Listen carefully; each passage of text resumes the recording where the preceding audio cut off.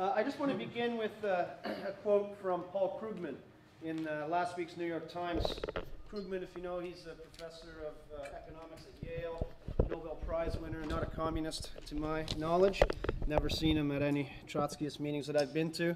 And he writes, the larger answer, however, is that extreme concentration of income is incompatible with real democracy. And then he concludes, some pundits are still trying to dismiss concerns about rising inequality as somehow foolish. But the truth is that the whole nature of society is at stake. That's a pretty incredible statement for a Nobel Prize winner to make, that the entire nature of society is at stake.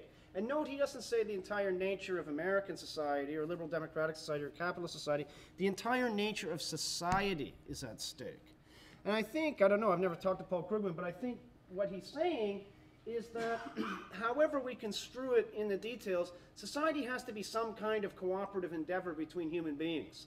And if there are such massive concentrations of wealth at the top, such that those who control that income and wealth are ineffectively in control of the entire society, every institution, as Darrell was saying, it distorts educational institutions, it distorts health institutions, it distorts science, it distorts art and literature. If that is the case, then really what is put into question is whether we have any kind of cooperative endeavor going on at all, or whether we in effect have a form of servitude, where the people who have to work for a living are effectively the servants of those who control these massive concentrations of wealth. It's an extraordinary statement in the New York Times, right? The entire nature of society is at issue. But why is this massive concentration of wealth here, and why is it a problem, right? Krugman is talking about inequality. The Occupy movement has rightly put inequality back on the table after many decades, really, where the idea of more equal distribution of income has been totally marginalized. But how did these massive inequalities begin in the first place? That's what Mohammed asked me to speak about, the beginning of corporatocracy, or the origins of corporatocracy. And the origins of the corporatocracy come down to the class nature of society. We have to think of it in class terms, right? Inequality, in one sense, is just a mathematical idea, right? Two quantities which are not the same. How does one group of human beings amass such extraordinary wealth when we have other groups of human beings, billions actually if you look at it, with literally nothing? That can happen, that a particular group of people can leverage all of the resources of society to enrich themselves only if they exercise a certain fundamental dependence over everyone else. People comply because they have to. And that's where the issue of class becomes central, right?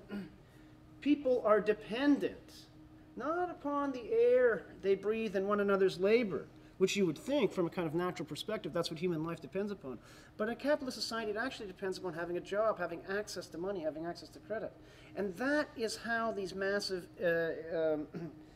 concentrations of wealth begin. Those who have these massive concentrations of wealth are the ones who control what everybody needs to survive. And they therefore determine public policy, law, and the operation of every other social institution, precisely because everybody has become dependent upon the resources they control. So how do you go about dealing with it? Well, that's a difficult issue, and I think one of the exciting things about the Occupy movement is that it has tried to kind of reclaim some space, on a very small scale, of course, but it has reclaimed some space and kind of been a living example of what democratic social relationships would look like. But if the problem is ultimately the class structure of capitalist society, then at some point this class structure has to be addressed. Because you can't have a genuine democracy if the entire nature of society is at stake with massive income inequality. But if that income inequality is itself a function of the class structure, then at some point we're going to have to figure out ways not simply to take over a park or a building, but to reclaim the resources that everybody requires to survive. And that's a huge task.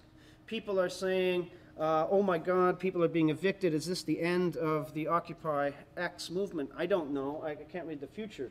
But the issue to me is not really ultimately whether this particular park is occupied for 2 months or 2 years.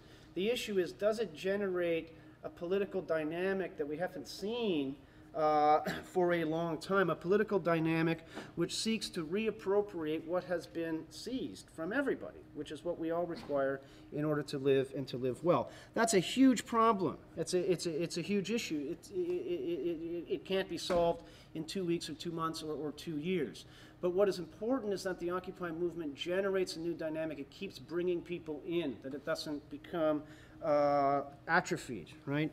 As long as it's bringing people in, generating ideas, generating new strategies and tactics, it's going to be a living force, whether or not it remains as a kind of, what it is now, this occupying these spaces.